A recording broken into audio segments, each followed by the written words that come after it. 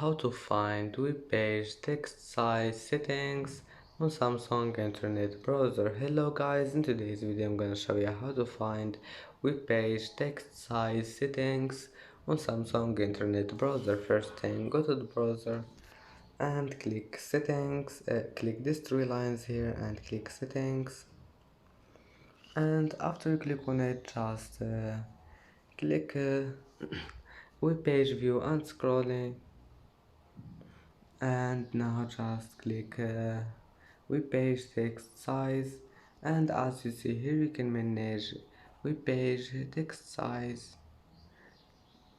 and that's it for today's video.